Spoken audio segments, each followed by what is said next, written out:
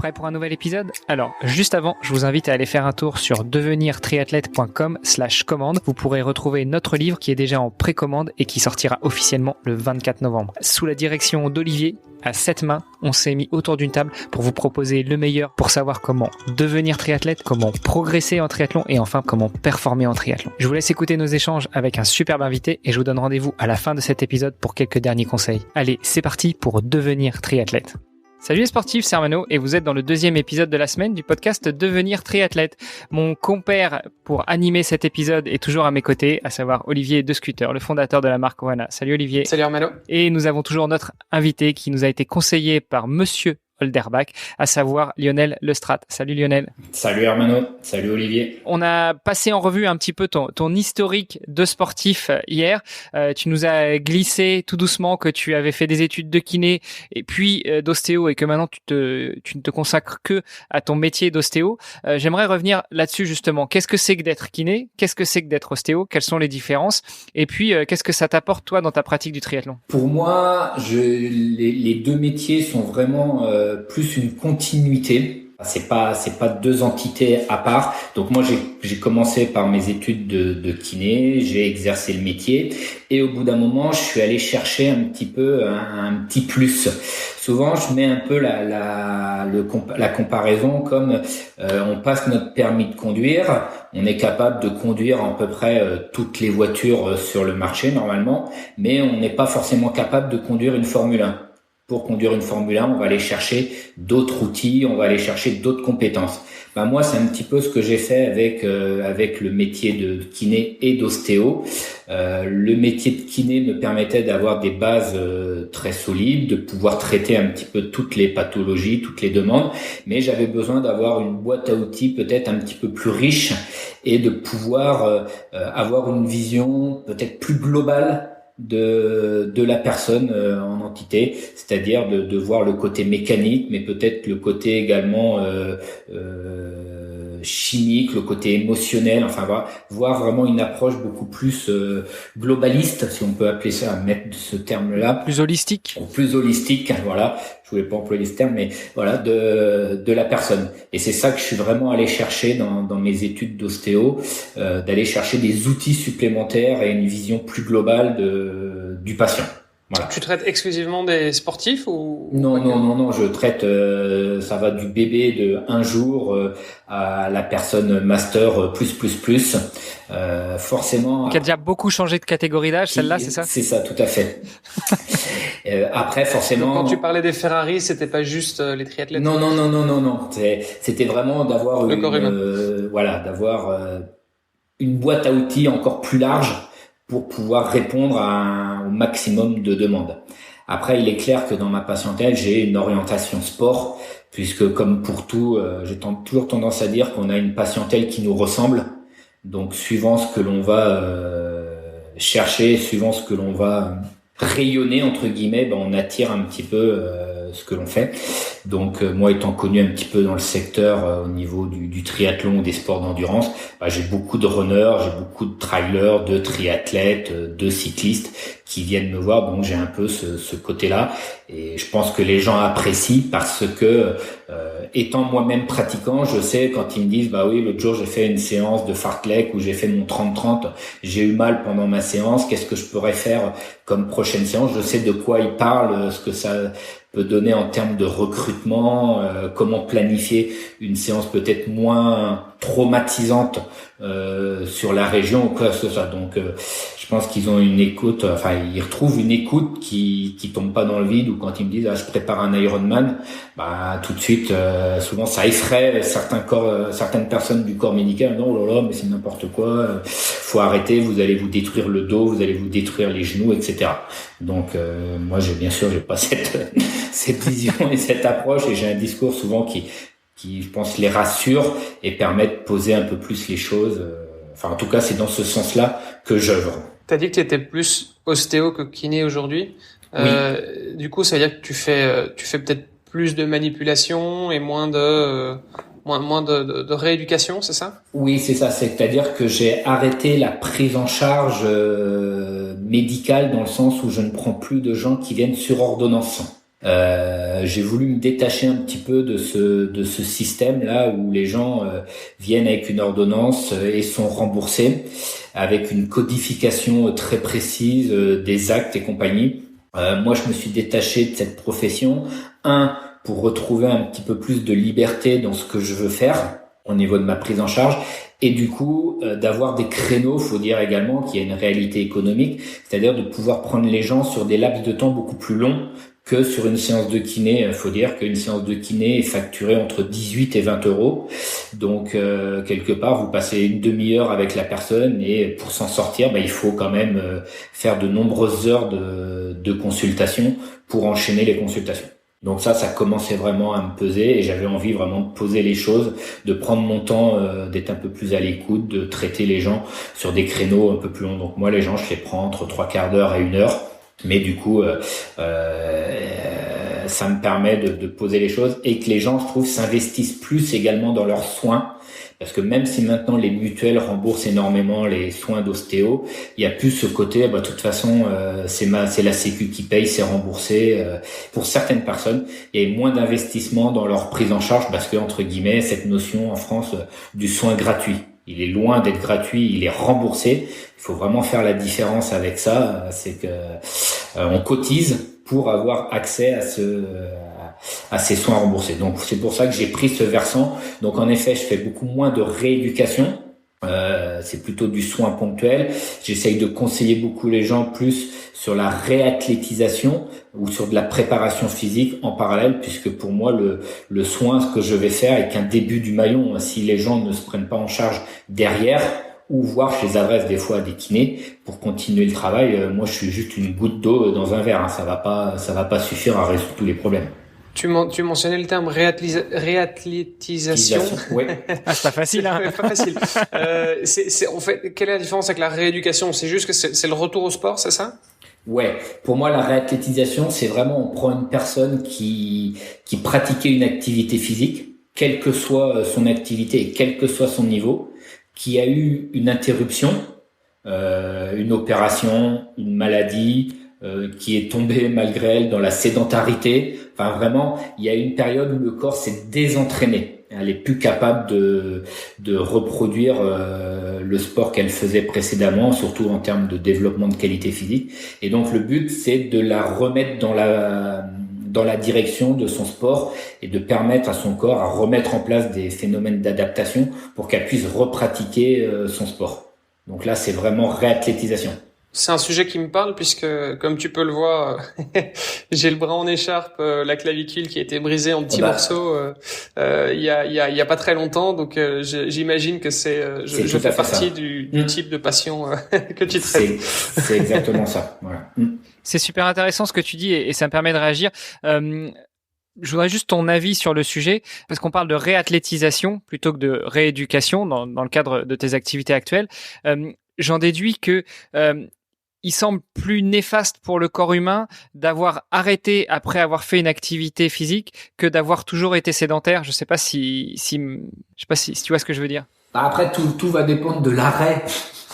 la longueur de cette période d'arrêt. Alors on sait de toute façon que la sédentarité crée quand même beaucoup de dégâts sur le corps. Notre corps à la base, il a été créé pour le mouvement et on voit très bien, d'autant plus là ça a été très marqué ces derniers mois avec cette période de Covid où les gens se sont retrouvés en télétravail.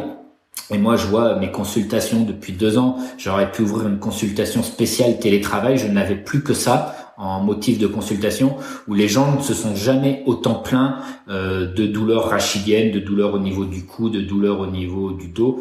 Pour 2 raisons. Ils se sont retrouvés en télétravail sur des postes à la maison qui n'étaient pas forcément bien adaptés.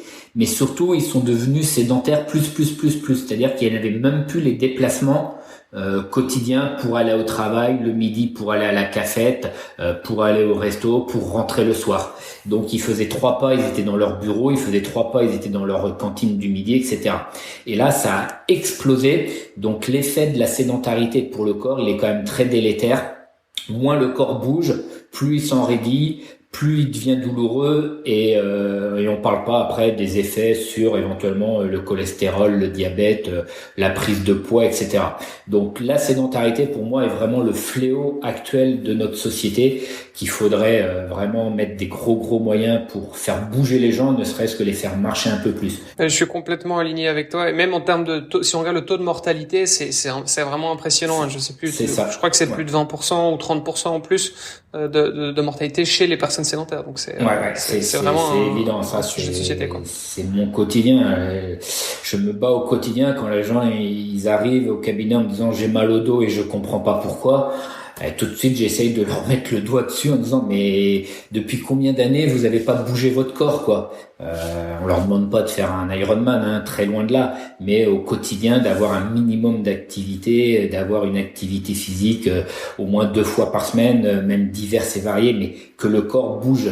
On voit bien que dès que le corps est en mouvement, le corps va mieux parce qu'à la base, il a été conçu pour ça. Parce que aller de la maison au parking, aller faire les courses en voiture et revenir du parking à la maison en demandant aux enfants de débarrasser les courses, c'est pas de l'activité physique? C'est presque mieux que ce qui se passe ces dernières semaines, quoi. Où là, les gens ne faisaient même plus ça puisqu'ils se faisaient livrer les courses, ils allaient même plus dans le parking, ils allaient voilà. Donc c'était là ça s'est recalmé un petit peu. Mais là, les 2 dernières années, c'était exponentiel, quoi. Bon, du coup, on est rentré dans le sujet de la prévention des blessures. On l'a bien compris, faire du sport, c'est déjà une bonne chose. Complètement. Est-ce que, alors après, bon, même en faisant du sport, et d'ailleurs, justement, en faisant beaucoup de sport, on est aussi quand même à risque de blessures. Quels seraient tes conseils? C'est quoi tes grands conseils pour justement la prévention des blessures? Je fais toujours ce constat, c'est-à-dire j'essaye de dire où est-ce qu'on est actuellement et où est-ce qu'on veut aller.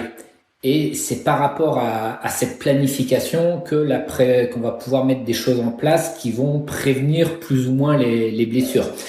Si on est sportif, alors c'est pas du tout péjoratif, mais c'est ce que j'appelle le sportif du dimanche, c'est d'avoir une activité la plus régulière possible, d'éviter d'aller courir une fois le dimanche et puis de rien faire pendant 3 semaines et de recommencer à courir 3 semaines après.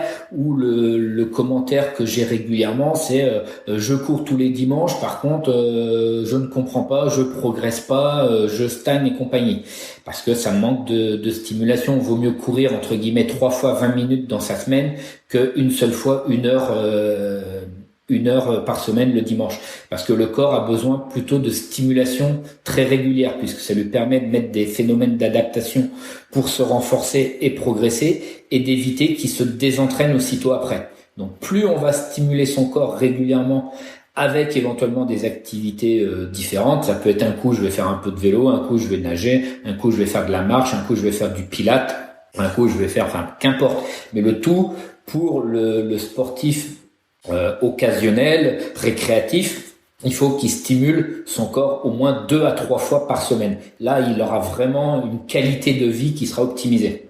Bon, mettons qu'on cible le triathlète, qui soit débutant, amateur ou plus.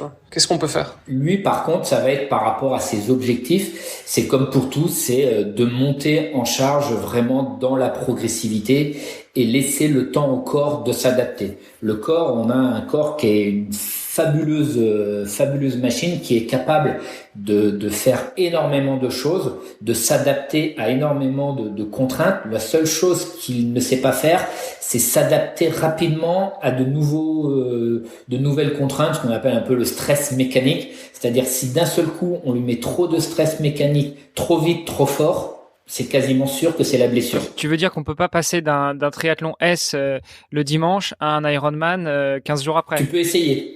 Je suis pas sûr que ça fonctionne. Ou à la limite, ça marchera une fois, mais pas deux. Ouais, et encore, je suis même sûr que classiquement, c'est les gens qui se mettent dans des prépas marathons, c'est ce que j'ai régulièrement, qui couraient 1 à 2 fois par semaine et d'un seul coup, qui passent à 4-5 séances par semaine. Ça dure guère plus d'1 mois, quoi. Parce que c'est comme pour tout, c'est trop vite, trop fort.